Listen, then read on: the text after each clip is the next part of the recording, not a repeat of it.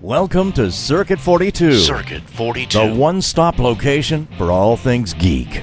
This episode is brought to you by our sponsors, Dragon's Lair San Antonio and Gotham Newsstand. Sit back, relax, and most importantly, enjoy another episode of Circuit 42. Circuit 42. Awesome. Alright, so recording's already started. I was watching this, my friend, he works for it's a YouTube channel called Double Toasted, and they were doing a review of Jason X. Okay. And it's like, oh my god, I forgot how kind of amazingly stupid this movie was. Like, you have a scene where a spaceship flies through a space station, and the space station explodes, but nothing happens in the spaceship. It's like, did you not bother to finish the CGI, so you're like, hey, don't worry, it's one of those super powerful spaceships. What year was that made? 2001. Oh my god. Okay. Yeah, well, you know, the movies that I watched, there really was no CGI. I know. This was that like late 90s, early 2000s. God damn, all the CGI is awesome. And then you go back and sit back, and it's like, I'm glad you thought that, but yeah. Good job. So what are you up to today? What is this about? What do we do? Well, we're just talking about just your work in general. Okay. Because for me, I've always found, like, I've followed your stuff for a long time, and I actually found out about your stuff during like when Paul Dini and like Grant Morrison and all them were writing Batman, and I started picking those up. That's the first time I saw your work. Okay. And then I ended up picking up Batman Face to Face. Face to Face. What is that? That was the Two-Face story with James Robinson. Oh, okay. The one that they just recently like collected into hardcover, and I'm like, yes, read this. Yeah, who was the penciler on that? Was that oh god, who was the penciler on that? Let me go back into the Wayback Machine.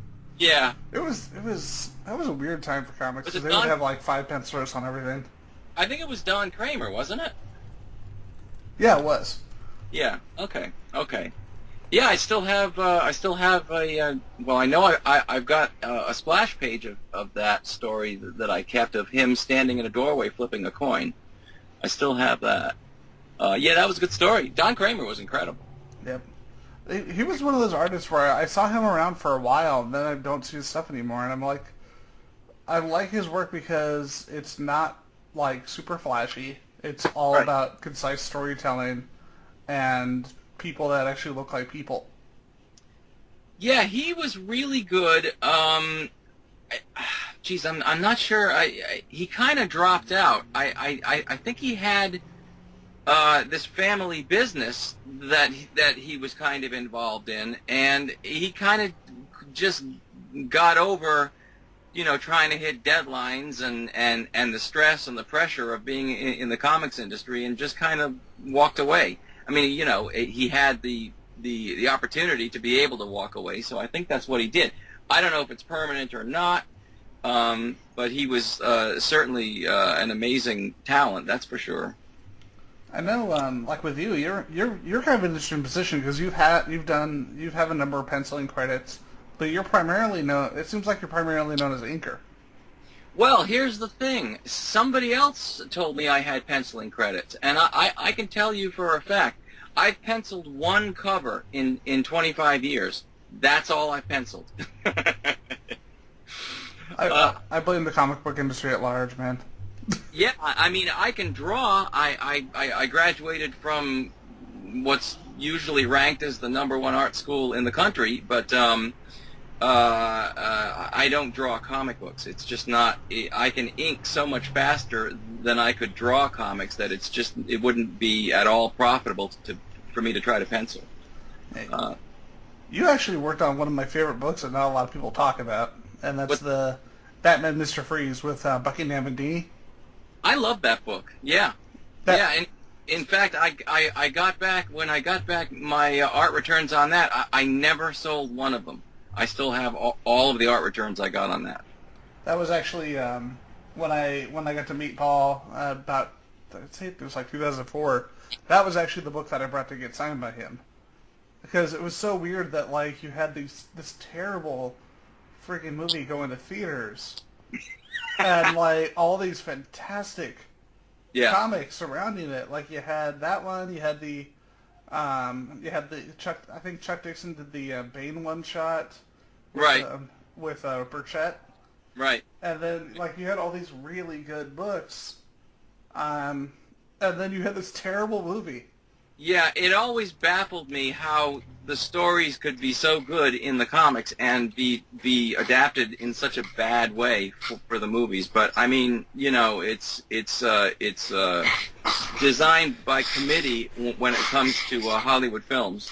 There's no way around it, and they just, you know, they want something to explode, and then they want this, and, you know, it's just, it turns into a whole mess. So once in a while, when a really good comic book movie comes out, like Captain America or Wonder Woman, you're kind of surprised. It's kind of a shock.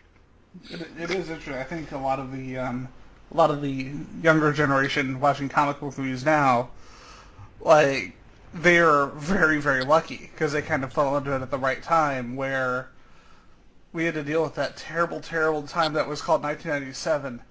Yeah. Well, that's the year the Mr. Freeze book came out, actually, I think. I'm talking about for comic book movies. Yeah, oh, yeah. No, I did another story with Paul Dini, and it might be the only other one I've worked with him on, other than the Mr. Freeze, and I think he wrote the Joker story, Sleigh Ride, that Don Kramer drew. And it's actually in the Greatest Joker Stories of All Time hardback book. I think I like that one even better than the Mr. Freeze book. Although I got to say, in the Mr. Freeze book, there's a lot. I mean, it's a bigger book. There's a lot more to it. Sleigh Ride is just a single issue. Sleigh Ride is disturbing. Like, I only read it for the first time recently. I think that's why I liked it. I mean, you know, it's just, you know, the Joker, like, shooting somebody through a drive-through window, and, I mean, it's disturbing. But I like that. I just, like, I actually found, because most of the run, at least in trade, is, like, out of print. And I managed to actually hunt down, over the last couple of years, I managed to hunt down every part of that Dini run, starting from Detective all the way to Streets of Gotham. And okay. I just read the whole thing in, like, 2 weeks. Yeah. And it's like, holy crap, this is awesome. I'm a Grant Morrison fan as well, but I'm like, why was this not getting any of that attention? Yeah, I know. You know, Sleigh Ride came out, and there was some buzz about it. DC obviously thought pretty highly of it because they put it in the Greatest Joker Stories book. I thought it was amazing, but some stuff gets ignored and other stuff doesn't, and you never know. It's weird. Yeah, I think Dini certainly has an affinity for the Batman character. I mean, you know, he made some TV show, you know, Batman the animated series. What's that? That's nothing. Yeah. So, I say this with the Mask of the Fan has a movie poster on the wall of the office. Oh yeah. Yeah, I recently met Kevin Conroy for the first time, and I'm going to a show next month with him and Lauren Lester. And I know Lauren wasn't didn't do a role in the movie, but it's like, you know what? Whatever. I'm going to get my Mask of the Fan to has a poster signed by Kevin Conroy and Lauren Lester. Yeah, well, that's cool. I don't go to many conventions. I'm just not. I'm not that interested, frankly. But I mean, I'll go to one. I probably do, like, I don't know, 1 or 2 cons a year, and they're usually much smaller shows. I don't do New York shows or San Diego anymore. I'm not big into the whole, you know, having people pat you on the back for no particular reason. For me, I basically just go there because at this point, like, it's kind of surreal because, like, a couple of years ago, I was just there as a fan, and now I'll go to, like, a show and I'll see, like, 5 or 6 of my friends with tables doing their work, selling their artwork, and for me, it's almost like a little mini family reunion. Yeah.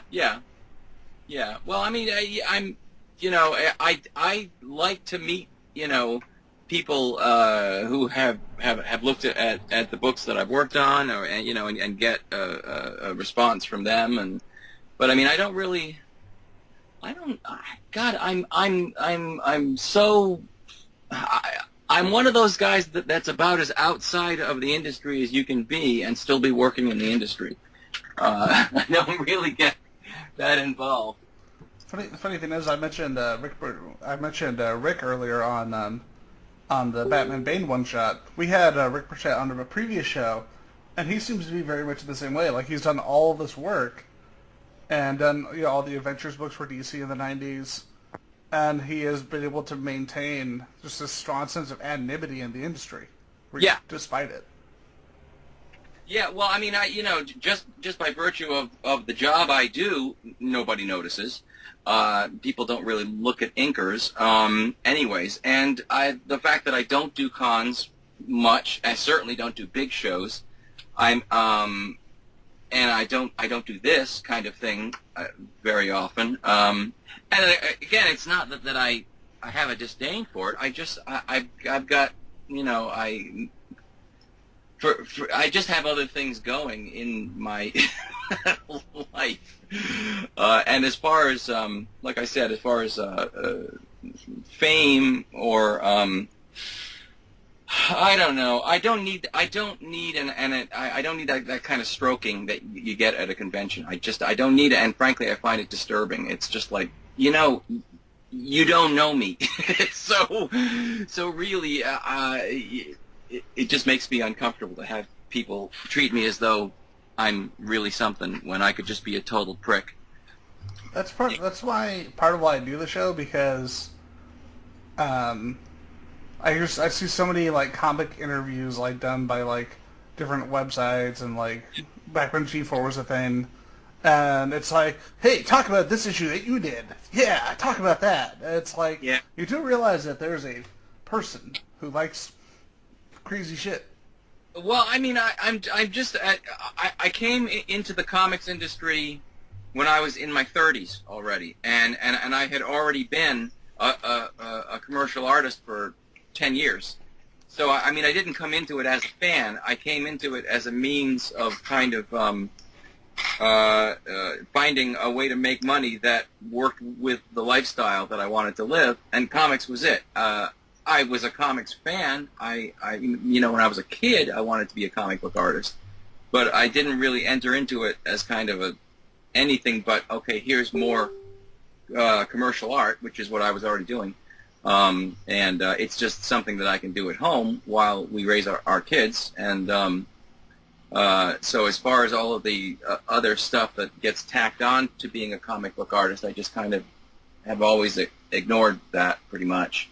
But again, I certainly appreciate medium. I'm a history buff kind of when it comes to the comics medium, but I couldn't tell you. I probably couldn't name 10 people working in the industry right now. I could tell you all about Wally Wood and Al Williamson and Jack Kirby and. But as far as the current industry, I'm just not that up on it, frankly. I don't. Oh God, I don't read comics. Again, it's not because of a disdain for them. I look at comics 13 hours a day. So the last thing I want to do when I'm done working is look at some more. But as I said, again, I appreciate the medium.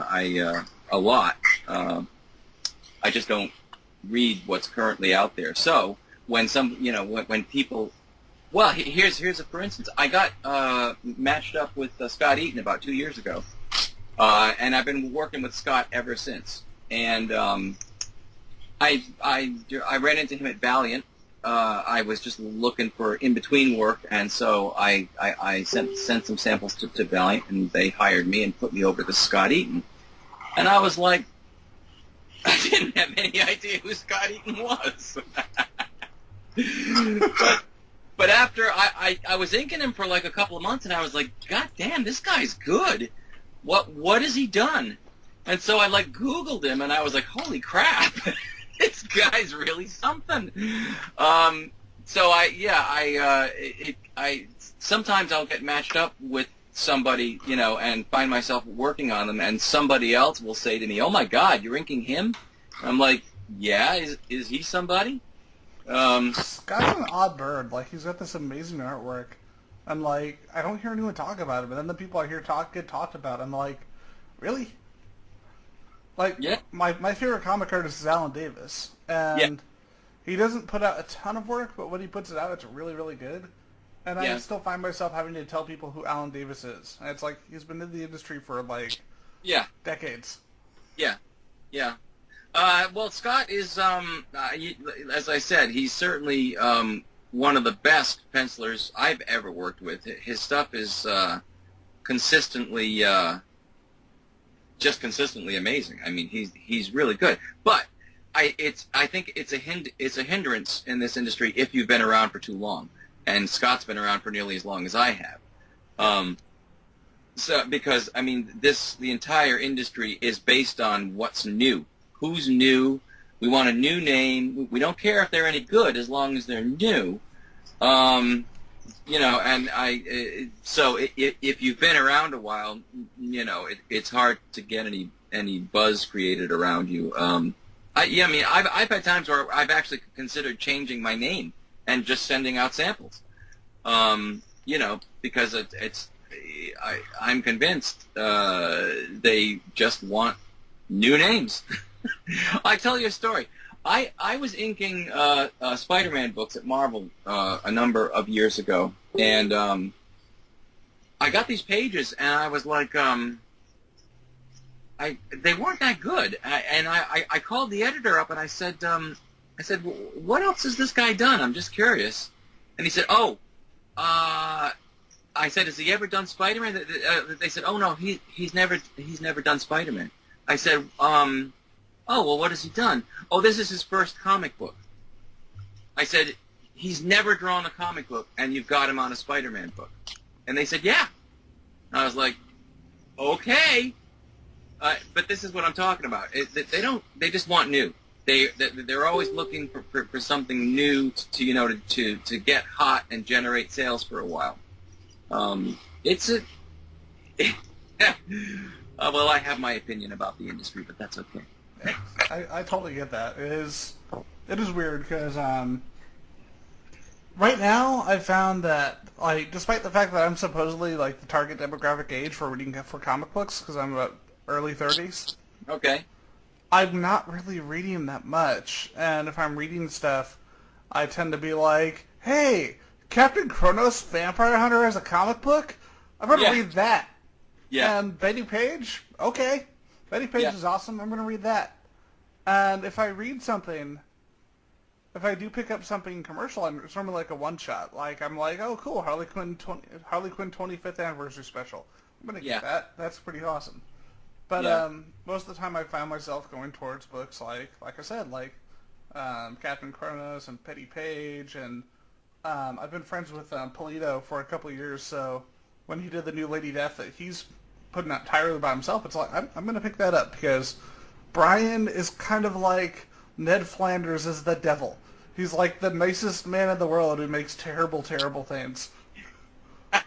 I don't mean that as a negative. I mean, how does one man who creates hell beasts like this also pretty much be Ned Flanders? Yeah. Well, I mean, that's... you see some of the most reserved people doing some of the most disturbing artwork. You just never tell. It is funny, though, like, when I did a short interview with him at Phoenix Comic Con, and we were just kind of hanging out and talking, and I made the comparison about him being like Ned Flanders as the devil, and he told me, yeah, I never watched a Simpsons episode. And this is in the mid-2000s, and I'm like, I think you and the Simpsons kind of blew up at the same time. Yeah. Yeah, well, I mean, I mean, as far as television goes, I don't really watch much television either. I don't know. I'm pretty busy. I watch Supergirl. Love her. But I don't watch. I mean, I probably watch. I don't know, a couple of hours. I watch a lot of news. I love the news, so I'll put on, a news network for an hour or so in the evening. But I work from. I work from about 8 in the morning until 9 at night. So, after that, it's just like an hour or two that I have to get other stuff done, and doesn't usually involve a whole lot of TV, but, Normally for me, if I'm watching something, it'll be like at the very end of the night, and we have like semi-regularity, me and my girlfriend, for the shows that we watch, but it's either going to be something genre, or I'm going to put on an old horror film. Yeah. Yeah. I got piles of DVDs here. It's getting to be about that time of year that I need to start putting in the old Universal horrors, and a number of those have commentaries, which I like because I know the movies by heart. I don't really have to look at them anyway, so I can play the commentaries while I work. I do enjoy that, and of course I play Dark Shadows, the TV show, every day. Oh yeah. All through the year anyway, so that's kind of gothic as well, but, I do a series on Facebook called the 31 Days of Halloween Horror, Yeah. and I try to mix up as much as possible so people will have something different to watch it's different to check out every day instead of the same old. So like, I'd say the last couple of days we did Tucker and Dale versus Evil. Oh, okay. Because even I admitted in the post that it's predictable, but on Friday the 13th, of course, I had to put Friday the 13th. Sure. But then these last couple of days, I did the original Village of the Damned, which I actually watched for the first time. Oh, you just saw that for the first time? Yeah, because I had seen bits and pieces of it, and I want to watch Children, but I've heard Children's not as good. No, it's not as good, but but on the other hand, have you seen the Cat People and Curse of the Cat People? Oh yeah, I have them. I actually got the Criterion Collection Blu-ray they just did of Cat People. Yeah, and I love that Bill Sienkiewicz did the artwork for that. Oh, did he? Okay. Well, I think Curse is better than the original, frankly. I need to watch Curse. I've watched the original Cat People. I've never watched Curse. Yeah, I like it. It's I think that they kind of stepped it up a little bit. But again, it depends on what your taste is. Curse was just on the other night on TCM. Yep, dude, they've been killing it. I just wish they would have played I wish they'd just start their stuff a little earlier in the day, though. Yeah, I know. No, I know what you. I don't get cable in my studio, so I'd have that on all day long, frankly. So usually, whatever, if I'm watching something up here or if I'm playing something, it'll be a DVD. I get like 2 channels, and that's through like an antenna. I have like 5 binders of DVDs up here. Yeah. So it's like I'm always having something playing on there. I will never run out of stuff. Yeah. I play a lot of music. I just got one of those Echo Dots or Alexa or whatever. She's going to answer me now. So I just like holler like music at her and she'll play it, and so that's kind of nice. Oh, and then today's was Phantom of the Paradise, which is one of my favorite movies of all time. I have that on DVD, and I watched it a couple of years ago again, and I haven't watched it since. I'll have to dig that up. I like that too. That's a great movie. That movie is just completely nuts. It's crazy. I saw an interview with Jessica Harper. Yeah. She doesn't look all that different, and it's like it has been 40 years. What kind of like Carmilla vampire shit are you doing? Yeah, I met this was a number of years ago. Lara Parker, who played Angelique on Dark Shadows, and she hadn't changed a bit either, and it had been at that time like 30 years since the show. Sorry. Yeah, go ahead.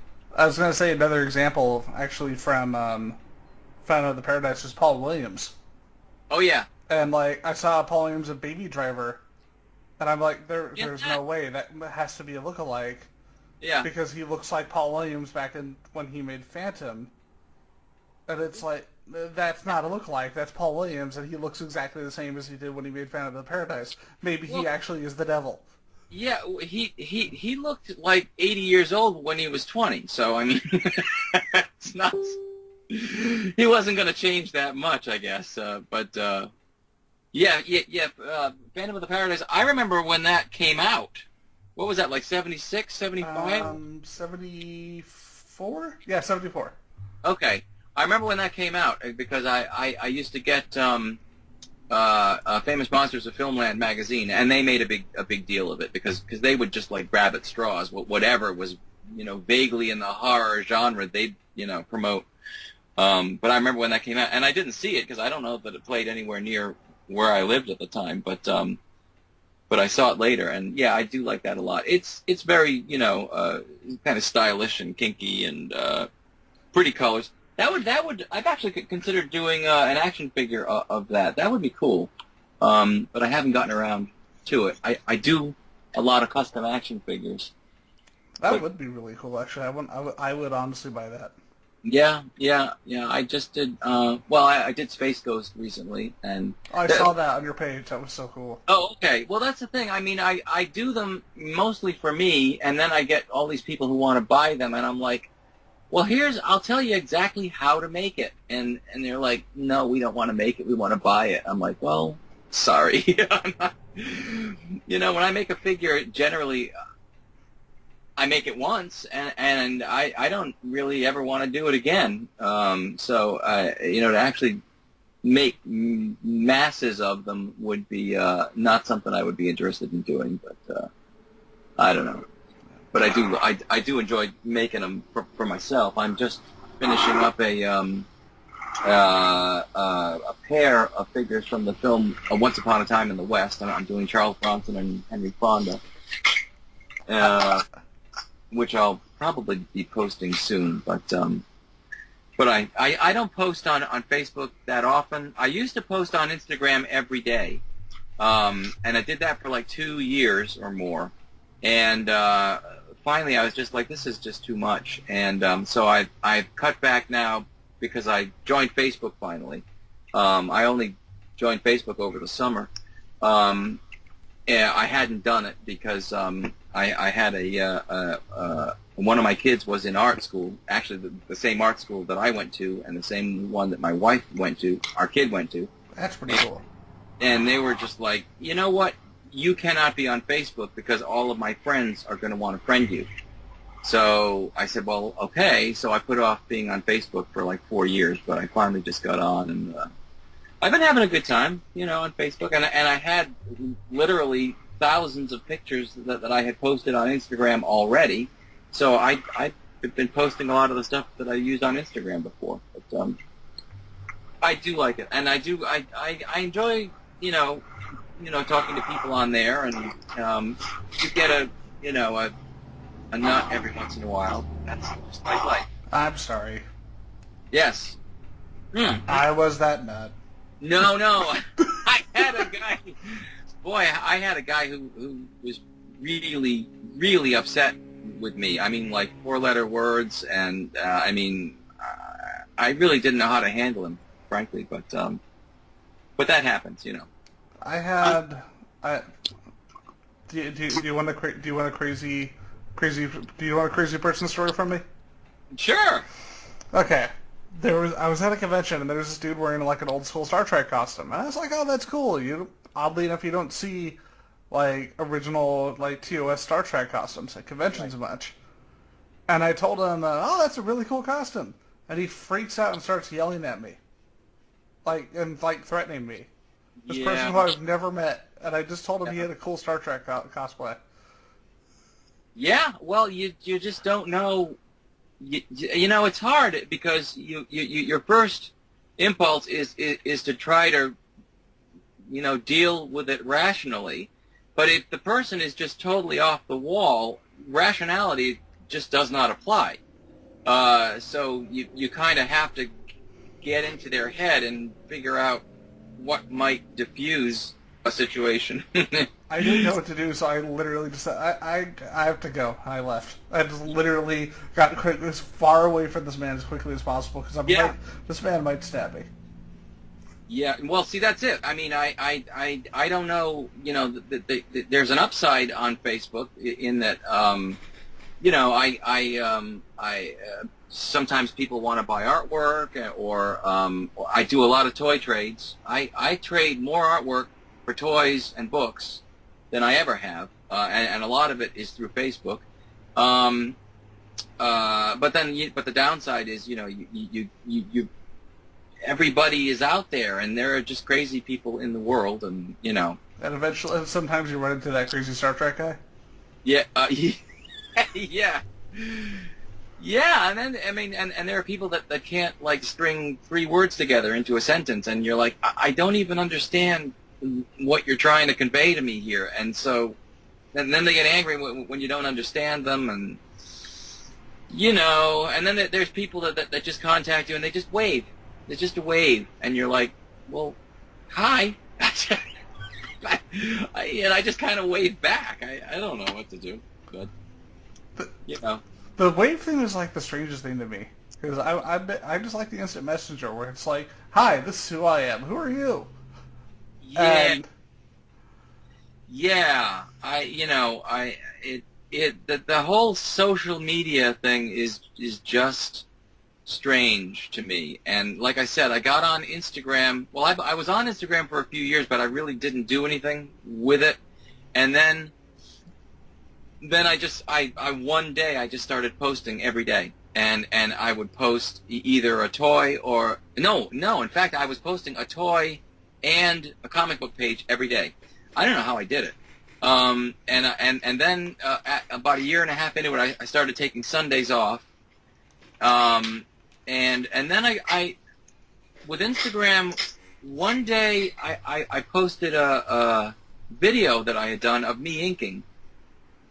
And I guess it got picked up by their Explore page or whatever, because, you know, I went from getting, you know, like a regular number of likes for me was like 300 likes, you know, maybe 400 likes, not very many.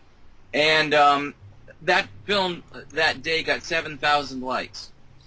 And I was just like, I thought, well, this is just totally capricious. I mean, it's just, it's not, there's nothing real about this at all. If I can get 300 likes one day and 7,000 the next, it doesn't mean a thing.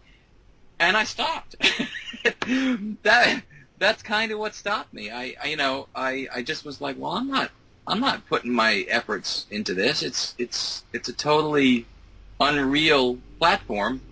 So now what I do is whenever I post on Facebook, I post the same thing on Instagram. So I don't put the effort into Instagram that I used to, but I'm still there. I mean, I still check in a lot. But you know, Facebook. There's a lot more people contacting you on Facebook. You know, there's more of an exchange than on Instagram. Instagram is just about the pictures.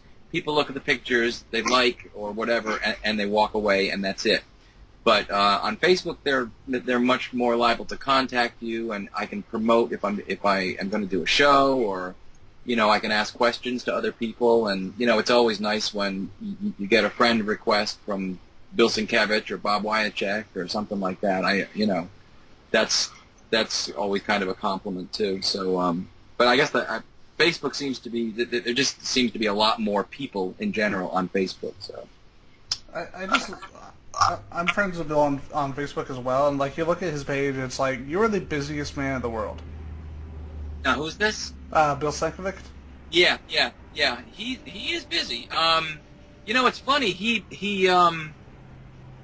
messaged me. Where the hell? He was on the set of New Mutants, the movie set of New Mutants, and my cousin happens to be the head of the hair and makeup department, and she's working on this film. And I think she's just doing hair. She's not doing makeup. I don't want to get her in trouble. And Bill Sienkiewicz was coming onto the set this day, and she wrote to me and said, "Do you know who this guy is?" And I said, well, yeah, he's one of the greatest artists in comics. And he said, oh, okay, she said. So the next thing I know, Bill Sienkiewicz is, like, texting me. And he's like, oh, just met your cousin. She's really great. Having a good time on set here. And so I for like a day, I had a relationship with Bill Sienkiewicz. And then he started. He friend requested me on Facebook because I was too embarrassed. I mean, I don't like to go to big names and say, hey, come on, be my friend. But he asked me, and I was kind of honored, frankly. Guy's amazing. We should have done this with the camera on, because I have a Moon Knight page hanging in my studio. Oh, that is so cool. That he did. In fact, I think I told him that. But yeah, I loved him. I loved him ever since he started. I'm surprised, that those big artist edition books. Yeah. Okay. Well, I've been doing a lot of trading for artwork for those. I've gotten about 10 of them for free. And I'm surprised that they haven't done a Sienkiewicz one. They haven't, have they? No, but you saw what they did for the limited edition that, of all places, IDW did, right? What did they do? They did a Marvel Artist Select series, but it was limited. It was a hardback, and it collected all of Claremont's is it Sienkiewicz? How do you say the name? I say Sienkiewicz. Sienkiewicz. Yeah. It's Claremont and Sienkiewicz's entire run of New Mutants in an oversized hardcover published by IDW. Now, is the interiors or just the covers? Everything. Like interiors, covers. So there is one of those oversized, art-sized books. Yeah, but it's like hyper limited edition, and now it's going for like stupid amounts of money. Well, the books I've been getting for free generally go for about $200. Maybe I'll pursue that with this guy. I do these cover recreations,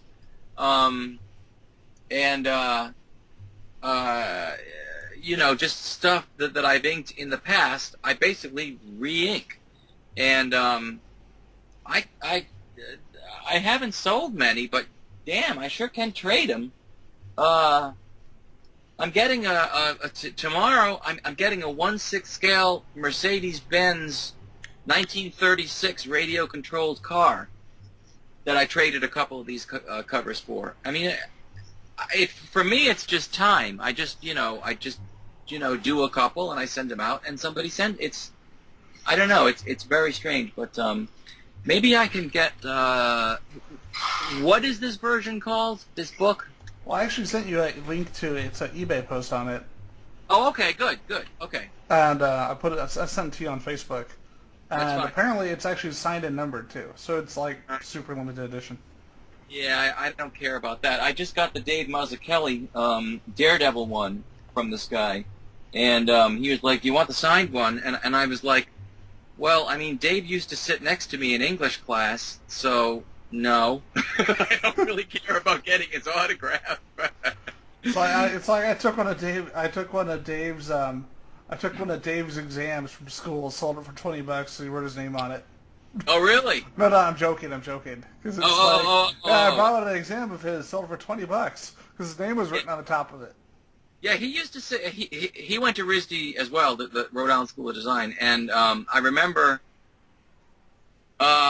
he sat next to me in an English class, and I only knew him from running into him at the comic book store in Providence, and so I knew him, and we'd chat a little bit, and there was this girl who would sit across the class, and I thought she was making eyes at me, and I was like, "Hey, Dave, look at that girl over there, she's looking at me," and the next thing I know, she married Dave.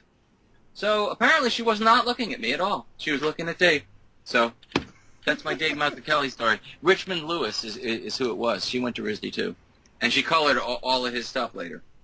It's funny you mentioned that because I just finished. I just read all of Miller. I never got to read Frank Miller's Daredevil run, And I'm like, I want to go back to a time where Frank Miller was awesome instead of crapped out and kind of insane. So I went back and I reread that entire run, and like I love Miller's artwork just because of a lot of the choreography and just the motion to it. But then reading Born Again, and looking at like every page of Mazzucchelli's artwork on there just has so much going on, but it never feels overly complicated. Like there's clear storytelling, but there's just so much detail to every page, and it's like this is amazing. You should see if you can lay your hands on this this artist edition book, because Dave apparently kept almost all of that artwork. So wow, it's like it's photographed in color. It's pretty incredible. And where he did overlays on vellum, they actually reprint those overlays on vellum, so it looks just like the original artwork. That is so cool. It's pretty amazing. Yeah, Frank Miller, I remember, I mean, at the time when they were coming out, I remember picking the stuff up and being really cognizant of the fact that I had never read anything like that in comics. It struck me the same way Watchmen did when that came out. I remember reading Watchmen from Alan Moore and thinking, I've never read anything like this. There are just benchmarks in the industry. I came to Wally Wood and EC Comics later, and I remember seeing those for the first time and just being flabbergasted at how good they were at considering the period that they were done in. I love the EC Comics. In fact, I have an original Williamson that he gave me at a convention once. Al Williamson. He was a very nice guy. And I was sitting at a convention, and I was looking down. I was probably doing a sketch or something, and somebody came up to my table and just started, turning the pages of my books and saying, "Oh, these are really nice inks. The stuff looks great." And I said, "Oh, thanks." And I glanced up, and it was Al Williamson. And I don't get much, I don't get flabbergasted by, in kind of a fan way very often, because, I kind of, if I meet a Jim Lee or, somebody, it doesn't affect me. I probably because I'm kind of a peer age-wise, or maybe I'm even older because I came into comics after being a commercial artist for 10 years already. So it doesn't really do anything for me. But somebody like Al Williamson, I didn't even know what to say to him. And I kind of stammered, and I was like, "Oh my God!"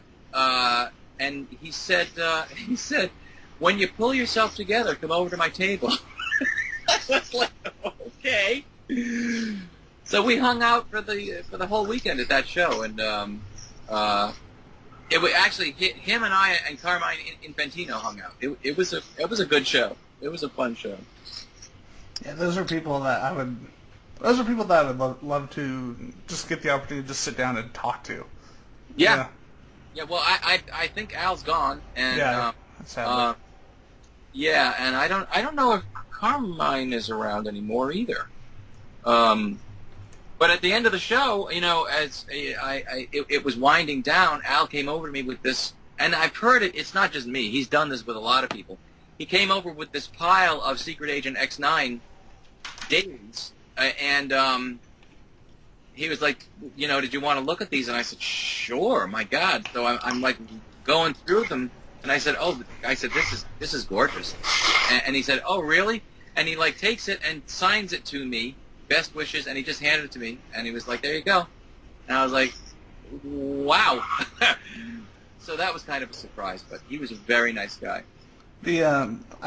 My weird trend, it seems, for me when it comes to comic creators is that I'll end up meeting people who I'm told are notorious for their egos, and then they totally are chill with me and super nice, and I'm like, what does this say about me? Because I have met Neil Adams. Neil Adams a few times, and I ended up seeing him twice in 1 year, but it was about 4 months. So it was a good amount of time, and the guy sees a lot of people. And he said he sees me at the show. He says, "Hey, it's you, man. Good seeing you again. I saw you at blah blah blah." Wow. And I'm like, "Wait, what?" And I had it was the first appearance of Havoc, which I found at a used bookstore. That because they didn't consider it to be good enough condition to sell, they were going to pulp it for marketing material. Oh God. And it was torn up. There was a burn on it, but I'm like, that is the first appearance of Havoc by frickin' Neil Adams. Yeah. You don't trash that book. Yeah. And so they kind of, I'm not naming this for a reason. They kind of, one of the employees realized that I cared about that book, clearly cared about that book a lot more than the people who told them to make that decision. Right. So he just kind of gave me the book for free and was like, so this never happened. Yeah. Yeah. And like Neil, he's one of those guys. He does charge for autographs, but I told him I was straight out with him. I said, man, I just paid my rent and my bills. I am at this con on a budget of like $5. And he said, dude, I'm going to see you again. Just pay me back. And he just signs it and hands it to me. And it's, and then the other one was Todd Mcfarlane, who, it was an image reunion, like him, Jim Lee, Mark Silvestri, literally everyone was there. Yeah. And apparently it was our first time being in a room together for almost 20 years. Yeah. And I come up to Todd and I tell him, it's great to meet you, man. Huge fan of your work huge fan of the Spider-Man work. I love your work on Spawn. And I pulled out a issue of Spawn number 8. And I said, and I've always wanted to meet the man who would do a tribute to himself. Oh, jeez. Because it was literally the cover of Spider-Man number 1 with Spawn on it. Yeah, yeah, and he gives me this, and it's not like it was like down the years. It was like 1 year later that he drew this. Yeah. And he gives me this look. He's just quiet, and then he just starts cracking up, and he shakes my hand. He says, "It's just nice to meet you, man." Yeah, I mean, I haven't had a lot of. I mean, I've met a couple of people that were that I'd rather not meet again, but on the whole, I mean, most of the guys I've met have been really nice. You know what I see a lot of the younger guys that, they're just getting into it and they're just finding themselves on the other side of the table for the first time, and they kind of get swept up in it and they think they're famous all of a sudden. I see that a lot still. But I can sign books all day at a convention and, step outside the door and nobody gives a flying shit who I am. Yeah. There's no real kind of fame involved. It's just, but a lot of people, I've seen get swept up in it and they're like, they really think they're something when they're sitting at that table, but the older guys tend not to be because they've seen it.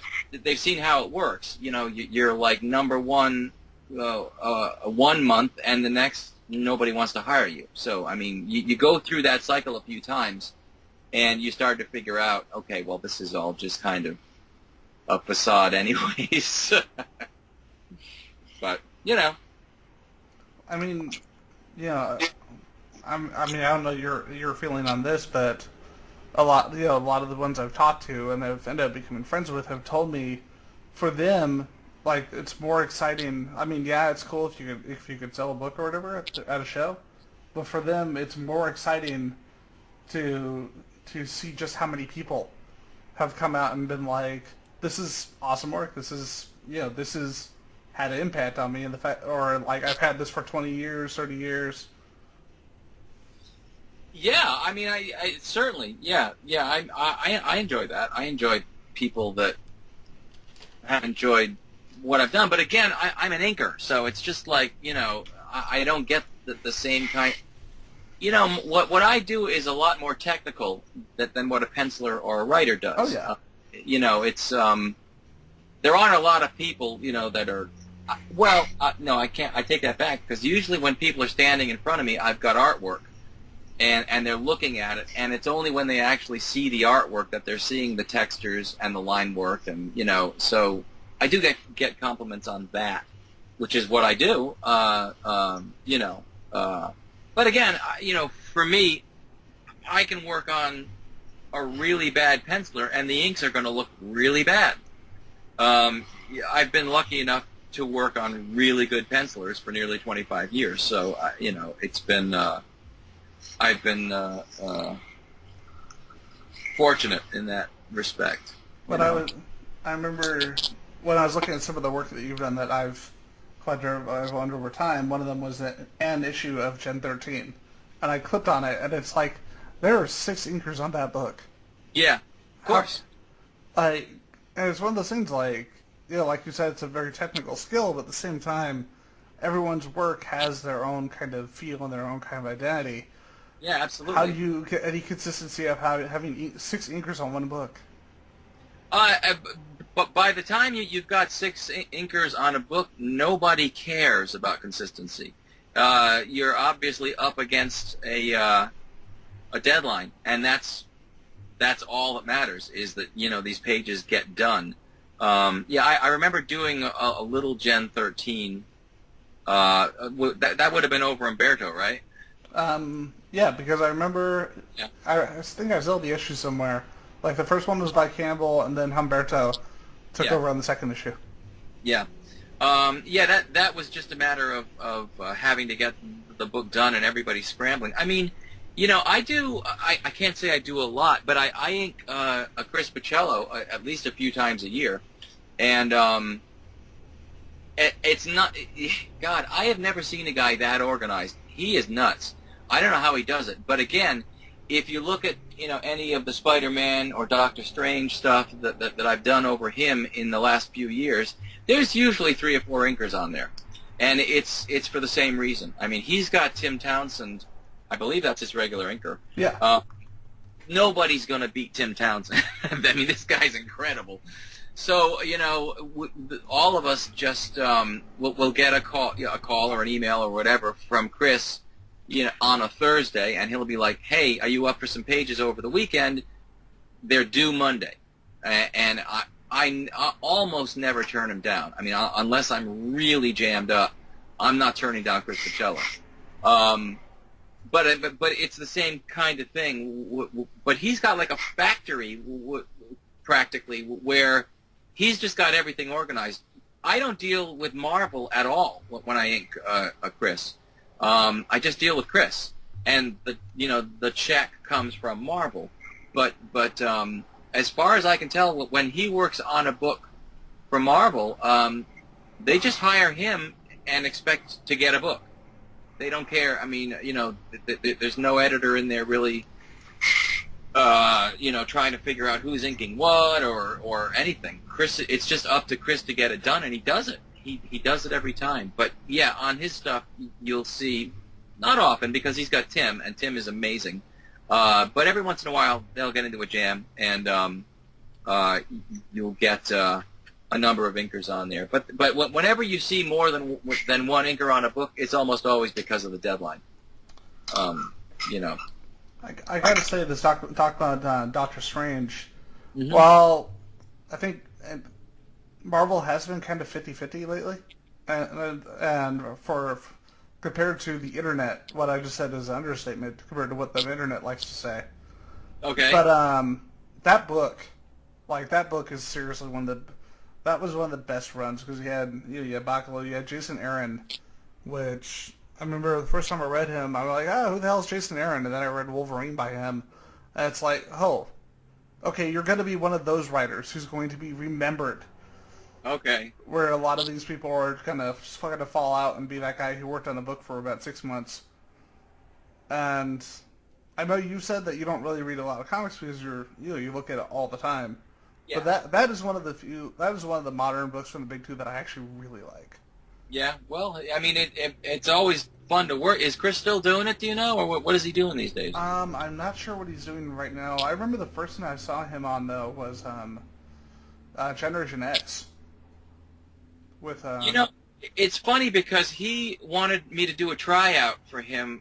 He was starting a book called Steampunk. Oh, I love that book. I was so sad that it only lasted like 18 issues. Okay, well, when he first started that, he wanted me to do a tryout page, And I think Chris liked me because Mark Buckingham had been Chris's inker. And then I inked Mark Buckingham on all the Batman stuff and the Spider-Man stuff. And so Chris was aware of me because of his old inker, Mark. So he wrote to me and asked me if I could do a couple of tryout pages, and he sent me the pages. And I don't know what has happened to his style since then. I like it a lot more now, but at that time it was really intense, really detailed, and I just wrote back and I said, Chris, if you want to use me, that's fine. I'm not doing these pages, though. Oh, yeah, the work on that was just insane, like the amount of layers to it. Yeah. I don't think I was going to be paid for them, and I just didn't have time to do non-paying work. I wasn't being, an egotist or anything, but it was just a matter of paying my bills. I just couldn't do it. I couldn't spend 2 days on a page for 2 pages, basically take a week off to do this tryout that I might not get. So I pretty much passed on it, and then years later, he started contacting me here and there because I guess he still liked my stuff, and so yeah, I do him. I mean, I don't know that he'd ever hire me as his regular inker. I mean, when he's got people like Tim Townsend, but his stuff is just great. It's really, you were talking about Mazzucchelli, the simplicity to it. Chris's stuff is very much the same way. It all kind of harks back to Alex Toth and his approach to the whole less is more kind of thing, Yeah. I remember it's so weird. It wasn't, when I saw his stuff, it wasn't a picture, it wasn't a big action scene, it wasn't anything like that, which is funny because it was an X-Men comic in the 90s. Mm-hmm. So you almost expect it to be a big action scene. Yeah. But it was, I think it was Chamber, an issue of Generation X, sitting in a room and sitting in like a basement and watching TV. Okay. And they showed the entire room. There were all these details. There were like the VHS tapes on the ground, some of the posters on the wall, a little shelf with books on it, and like all the titles. And I'm like, and it was one of those really, I don't know how to describe it. It was one of those really tough angles because it's like top down. You've got Chambers sitting there as a top down angle. And it's just really. It's just I can't remember I don't know how to describe it because I'm not an artist. I'm more of a writer. But it was just the perspective was one of those that even the people I knew who draw would tell me that it's really hard to draw like a top-down angle and actually make it look three-dimensional instead of making it look flat. Well, I mean, there's a reason he's been around for as long as he has been. I mean, you can... You can be really good, but if you're a total dick, you're not going to be around that long. But he's a very nice guy, and he's really good. So, Humberto Ramos is the same way. Just amazingly talented. I watched Humberto draw once at a convention, and it was, and I'm sure Chris can do this too, probably. He had a blank piece of paper in front of him, and Humberto drew as though he were just tracing the drawing, as though it were already there. I never saw anything like that. The guy was amazing. He's really, really amazing. But and like you were saying, about you need that combination of being a genuinely good person and talent to go that far. Yeah, and I mean, that there's personality will take you a long way. It's nobody wants to work with a jerk. And I've worked with some jerky people too. I mean, but it gets around eventually, and karma will bite you in the ass as well eventually. But that's life in general.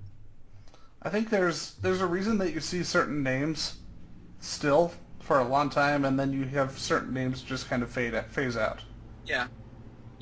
Well, I mean, there are people too that get into comics, and then realize how much work it is. I mean, it's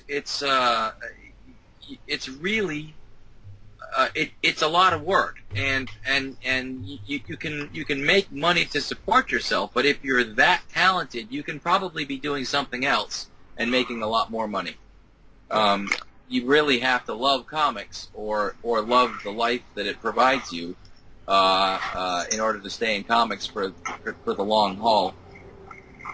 I think, anyways. Because I know with you talked about how you worked in comics, but you've also worked in a lot of other different aspects of graphic design, graphic arts. Yeah. Well, I mean, my degree is in graphic design, and I was a designer for 10 years before I ever got into comics. And, I mean, I spent most of that time in New York City, and spent some time in Boston, spent some time in Pittsburgh. And I only got into comics because my wife and I wanted to have kids, and I just wanted something I could do at home. But I do, getting into comics for me was very different than most people's experience, I'm sure, because I worked for a small press company for a little while, not for the money, just for the practice, essentially, of inking. And then I took some samples to a convention, and DC hired me, and that was it. I didn't have to go to show after show and show my stuff. I only went to one show. But I will say, I had 10 years of being a commercial artist under my belt already, so I was probably taken a lot more seriously than somebody in high school. And also, too, this was in the 90s, when they would hire anybody with hands in the 90s. They were putting out that many books. They really didn't care if you had any talent or not. And I hate to say it, there were certain artists, especially ones who have gotten just disproportionately large amount of fame lately, who represented that to a T. Yeah, I mean, in the 90s, they just needed people to make books, and because they were selling like crazy, as that bubble expanded, the one that finally burst, they were just hiring. So, I mean, if you couldn't get hired in the 90s, then you must have been drawing with your feet or something, because like I said, I was very lucky in that. In that I had the 10 years of experience, I had the Ivy League art education as well, which I guess counted for something on the East Coast. But on top of that, they just needed people. So it worked out well, and I was lucky enough to get matched with pencilers that were on the way up, and lucky. That's all I can say. Funny thing is, my family, it's funny. My family, I come from a military family, but they're both very traveled, and my mom especially comes from extremely artistic side. Like she would show me one of the movies she showed me when I was 13 was Eat, Drink, Man, Woman by Ann Lee. Oh, yeah. And then she's a graphic artist, and she did sculpting and all this other stuff, and funny enough, was it Mike Mignola. As a kid, I just did not understand his style at all, because I was looking at a lot of other comics, and his was so different. And my mom was the one who showed me why Mike Mignola's artwork was interesting, and why it was really unique. And because I was lucky to come from a perspective where they were like, here, read Asterix. Also, you could read Captain America, but also read Asterix. Yeah, yeah. And I was kind of lucky to be able to have. I found, especially looking at other people my age, how lucky I was to actually have that perspective. Oh yeah, no, absolutely. I remember being a freshman at RISD and sitting in a history class. And, it was a lecture hall, a lecture class, and we were going over Picasso this day, and they were showing, the cubism and the abstract stuff, and I was like, well, yeah, okay, I see this, and I mean, I've been aware of this forever. Then they showed, I mean, I don't know if you remember, but they showed, the Cubist, and they showed, the Abstract, and I was like, well, yeah, okay, I see this, and I mean, I've been aware of this forever. Then they showed, the Cubist, and they showed, the Abstract, and I mean, I've been aware of this forever. Then they showed a drawing that Picasso did when I think he was like 8 years old, and it was better than what I was doing in my drawing classes then, and I remember seeing that drawing and thinking, oh, okay, so this is what came before all of the stuff that is totally incomprehensible. I mean, it wasn't until I saw the earlier stuff that I was really could figure out what he had moved from. So yeah, a lot of the time you'll see an artist, and what you're seeing is like the middle part of their journey, and unless you're aware of how they started out, you really can't. I mean, Bill Sienkiewicz is the same way. You look at his stuff now, and you know, you can kind of see Bob Peak and Ralph Steadman in his work still, but you look at his early stuff and you're like, oh, I see. He could draw Neil Adams at will when he was doing Moon Knight. Just, you know, it just as a hoot, he was doing Neil Adams. So it really gives you some perspective as to how good the guy is. Just amazing. But yes, I went off on a tangent there. Sorry. Hey, it's okay. I don't know if you probably noticed this right away, but we don't really. Well, in our first couple shows, the first couple years, we were very much of, oh, these are people we got to interview, we got to ask these questions. We've kind of abandoned that because that's boring. Well, do you have any questions that you wanted answered from me? I don't have a whole lot of interesting stuff to say, but we kind of like I said, we kind of threw that format away. Okay. Because you get really when you ask really boring, rigid questions, you get really boring, rigid answers, and so discussion is just that much more interesting.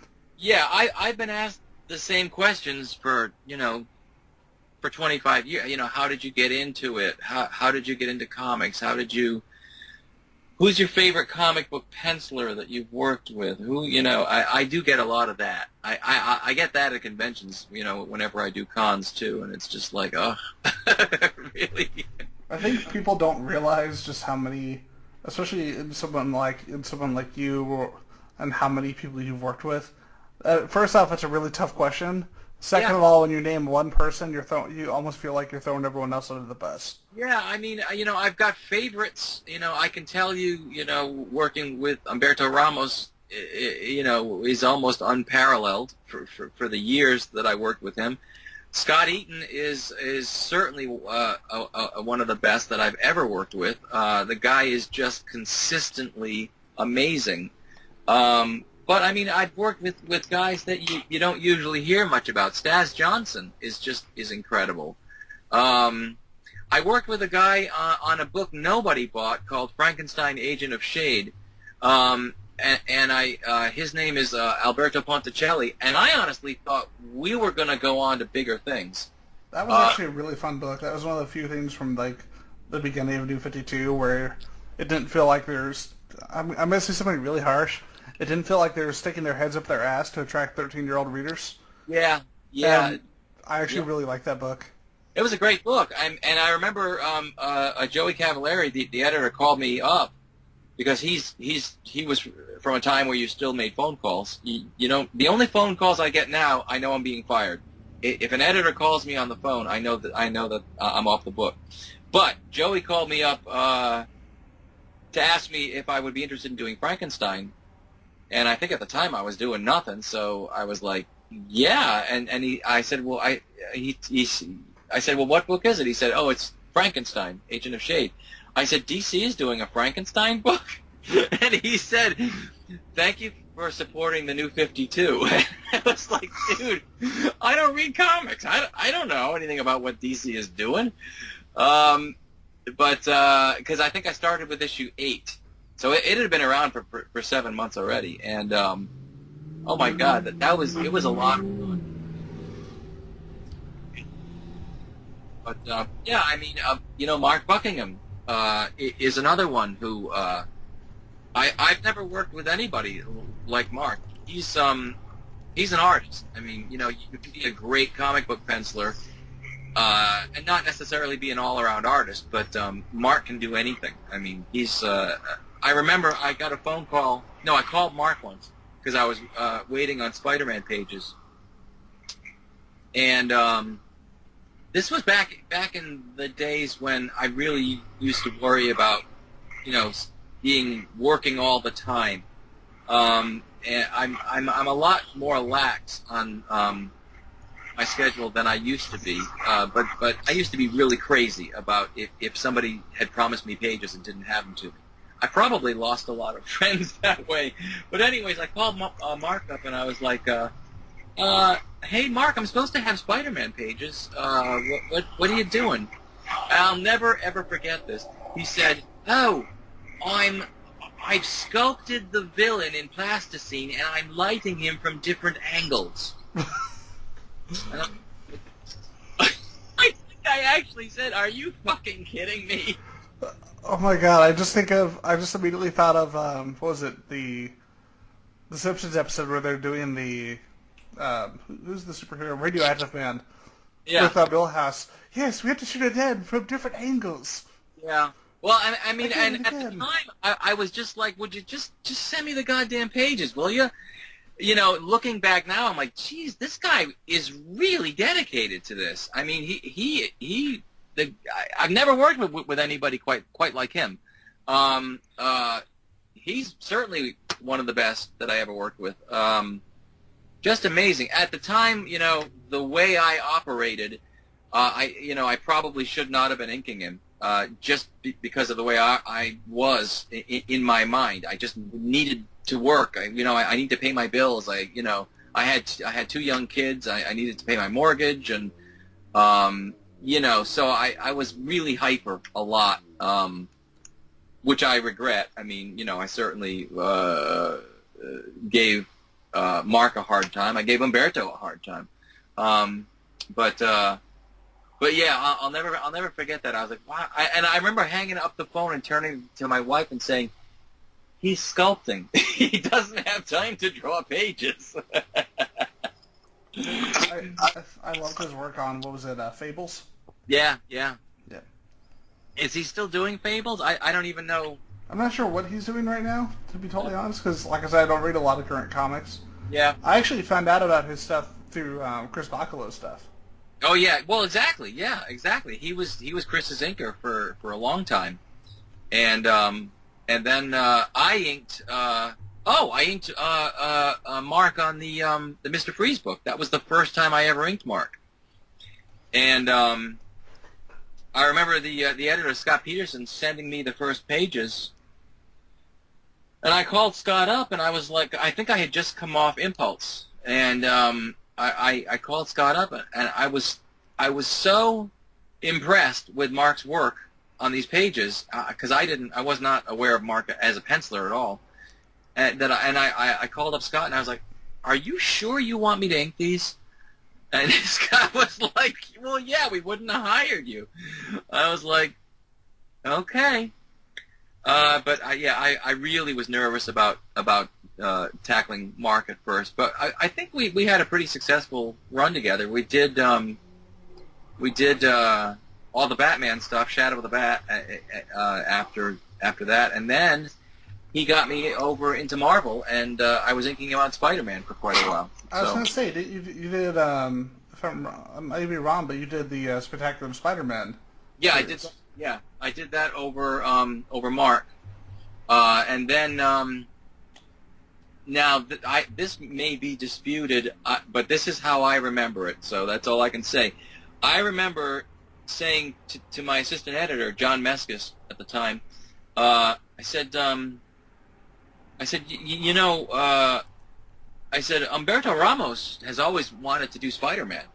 And John was like, "Well, yeah, but there's no way that we could get him." I said, "What do you mean?" He said, "I just don't think that he'd do it." I said, "Listen, I can call him up, and I guarantee you he'll do something." And he said, "Well, you can try." So I called up Umberto, and the next thing I knew, he was doing covers for the Spider-Man books that Mark and I were doing the interiors for. At least that's how I remember it. But so I think I got Umberto. I convinced him to do his first Spider-Man work. I've got to say this: that whole run between Peter Parker and Spectacular, yeah, that is one of my favorite comic runs of all time because I'm more interested in the character than I am a giant 30-part event story, and minus the times where they kind of forced in Spectacular Spider-Man for there to be some random thing that ties into some story that turned out to not be very good. Outside of those two times, that is one of my favorite comic book runs. Like I got to have Paul on here early on, and we pretty much just sat down and talked about Spectacular Spider-Man. Yeah, that was a good run. I mean, I remember. I believe I was inking Bucky, and then for some reason they were going. Oh, I think that this was right after I had spoken to Umberto, and he had probably been doing some covers. They had they were going to do a Green Goblin story. Yeah, the four-part story. I think it was right. It was Revenge of the Green Goblin. I don't remember. I think it was the Return of the Goblin or something like that. Anyways, they got Umberto to do the interiors on that, and I was lucky enough, to be asked to ink it. But yeah, that was a great story. I'll tell you. And there was a guy in Canada who, over the course of about 5 or 6 years, he managed to get all of my pages from that Goblin story. He wanted as much of that stuff as he could get. I think he was after Umberto too to give him pages. But the last piece that I sold him was that cover that's got the green background with the big Green Goblin face and Spider-Man on the spire of the building, just kind of hanging there. Yep, I'm actually looking at that right now because I had the last week I had been looking at a bunch of your favorite stuff of yours, in my opinion, a lot of my favorites that you've worked on, and that was actually one of the ones that I pulled up. So I've got a bunch of stuff right here in front of me, and that was one of them right there. Well, I had that cover. I mean, for years, for 20 years or something, I had that cover, and I was never going to part with it. But this guy had gotten, over the course of years, he would come to the same convention because I don't do many cons, so he would travel down from Canada to see me, and he'd buy a page, and then the next year he'd buy a couple of pages, and then the next year he'd buy a couple of pages, and pretty soon he had almost everything. And the last piece I had was that cover, and he came down, and I knew he was going to try to get this cover from me. And he made me an offer that I was just like, you know what, nobody's ever gonna offer me that. So I finally parted with it. But at least I know where it all is, because I don't think he's getting rid of any of it. Yeah, I think if someone's going on a hunt like that, they're not gonna sell it later. Yeah, and that was the other thing, because I knew he was totally dedicated to putting together as much of those 4 issues as he could get. I mean, it wasn't just somebody buying some pages to sell next week, because I've gone through that too, and that's not quite as satisfying. But yeah, that was a great run. I was really happy with that. I liked Spectacular Spider-Man. I liked starting with an issue number 1 on that. That was something I never thought I would do. To have a number 1 issue Spider-Man book. I still remember the way that book opened up was just because of the kind of the horror atmosphere that first issue had. Yeah. Because there was a particular image I love where you see this girl going past this movie theater that's clearly been run down for years. Right. And I just remember the one detail about it was them having the movie 12 Monkeys to show just how long this area has been just shuttered. Yeah. I mean, Umberto is has an amazing attention to detail. He always has. He's he just doesn't seem to go down in popularity. He just maintains where he is in the industry. But I mean, you know, with that kind of talent, it's easy to. Well, I can't say it's easy to do because he works hard, but it's easy to understand, I should say, why he's as popular now as he always has been. I was so happy to see the was it Boom do the hardcovers for Crimson. Oh. Yeah, I didn't know that those were being done, but yeah, that was a good series. That was a good series. It deserved a lot more than it, you know, attention than it got. But you know, the stuff that gets attention is, you know, it's I don't know what gets attention in this industry anymore. Nothing really. I think, but that should have gotten more, I guess. That book, like, it's funny, like, just, like, with the hardcovers, these really nice. I've never seen them in a store. Like, I bought them from Brian at a convention, from Brian Augustine. I bought them from him, and I got them signed by him, and I'm like, why haven't I seen these at any actual comic book store? Wow. Yeah, I don't know. I don't go to comic book stores, so I haven't been in one in years. I wouldn't even know what's in there anymore. Brian Augustine, huh? Geez, I haven't. He was my editor on Impulse. Dude, I love that book because everything was trying so hard to be serious in the 90s or gritty or edgy and all this bullshit, and that book was just fun. Yeah, it was totally outside of what was being done. And I mean, it was popular, but it was more of a cult book. But it certainly gave Umberto a springboard, you know, to launch his career off of, and it worked. And I was lucky enough to be along for the ride for a while. But yeah, that was a good book. You know, in fact, I did. God, I inked every cover for Impulse except one for the entire run. I never missed a cover, except one that later on Joey Cavalieri was the editor, and he gave a cover to somebody else, and it was like, you know, the 80th cover that I would have done. I really couldn't believe it at the time, but yeah, I did the entire run except for one cover. So I did, you know, Umberto, I did Ethan Van Sciver, I did Craig Rousseau, I did whoever. Oh, I did Jeff Matsuda. I still have a. It's crazy how far Jeff went.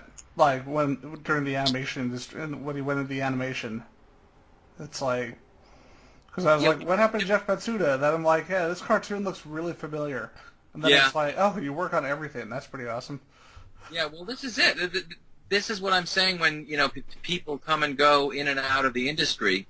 You know, if you're that talented, you can find a way to make more money than in comics. You know, for me, I just wanted a job I could do at home, you know, that I could pay my bills with. I didn't, you know, I wasn't looking to move up and make more and more money. But I mean, if that's what you're after, then you can certainly use comics as a launching pad, and then get really huge in comics. I mean, Dave Mazzucchelli, you know, he's another one. He did comics for a while, and it was like a kind of a lark. And I remember going to his apartment in Hoboken years ago, and just, you know, dropping in for a visit, and walking in, and on his wall, he had this whole wall covered with Batman Year One sketches. He had just gotten the series, and he was, and I saw a lot of these sketches later reprinted, you know, as like behind the scenes sketches. Well, I saw them all on his wall that day, and I said, "Jesus, Dave, are you gonna do Batman?" He said, "Yeah." I said, "Oh my God." But he was another guy that you know, was so talented that he, you know, he was doing comics, and then the next thing you knew, he was doing New Yorker covers. I mean, you know, the guy, he could do anything really, and he majored in painting, as far as I know, at RISD. So I mean, you know, he didn't major in comic books. Well, as we've moved through the show, thank you for coming on here, man, and just like jabbering with me, because we don't really do interviews here. Or just talk about cool stuff with like cool people. Well, I'm glad to be considered one of them. Well, dude, we are giant. We are all nerds at Circuit 42, so that can go like one of two ways. So, with that, I wanted to thank you for coming on the show, and listening to like my fan rambling and like responding in kind. Not a problem. In fact, I had a good time. I appreciate the opportunity. Thank you.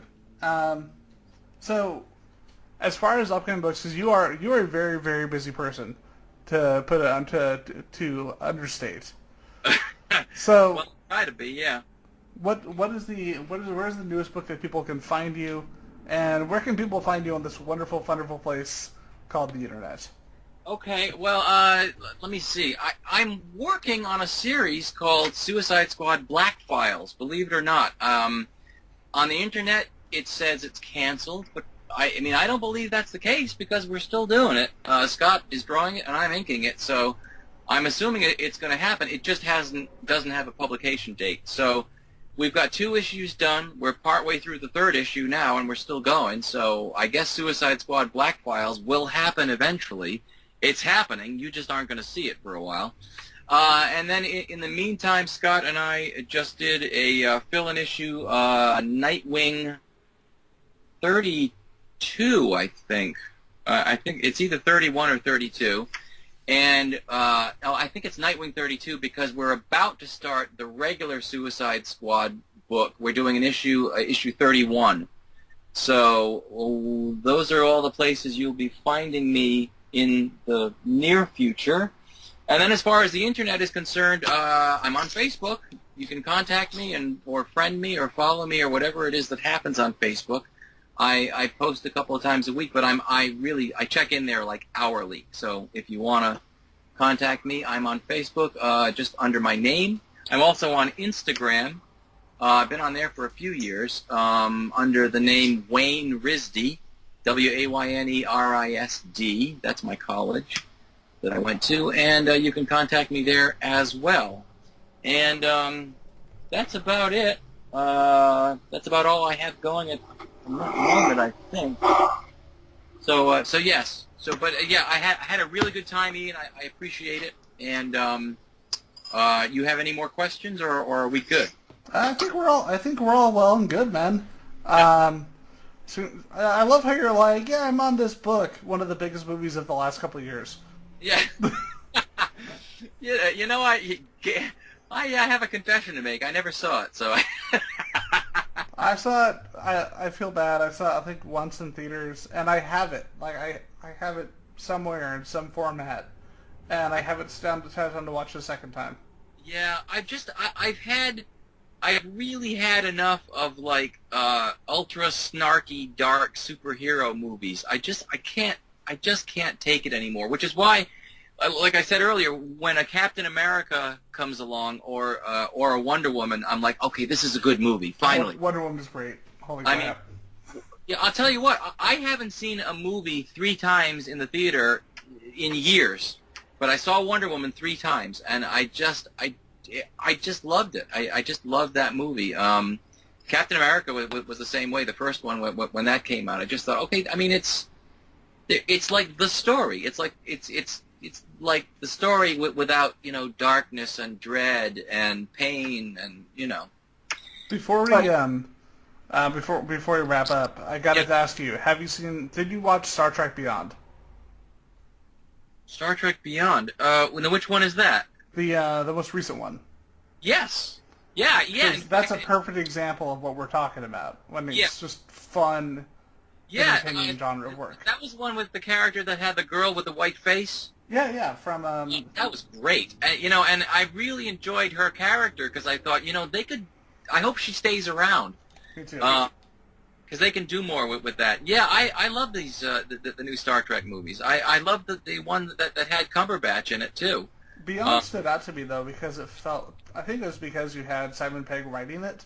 Yeah. It just felt like classic Star Trek. Yeah, it really did. I love. Well, I mean, I like Star Trek anyways.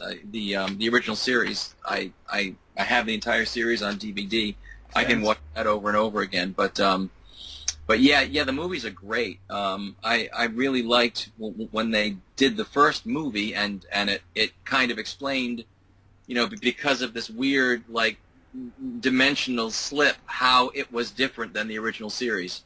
I enjoyed that a lot. But yeah, the latest one is terrific. Yeah. Anyways, well, listen, it was good talking to you, man. You too, man. We'll talk to you again, and if you have any follow-up questions or anything, just let me know. Hell yeah. You have a great one, Wayne. All right, I'll talk to you soon. All right, bye-bye. Bye-bye. You've been listening to Circuit 42, brought to you by Dragon's Lair San Antonio and Gotham Newsstand. Join us for our next episode. For all things geek. Circuit 42.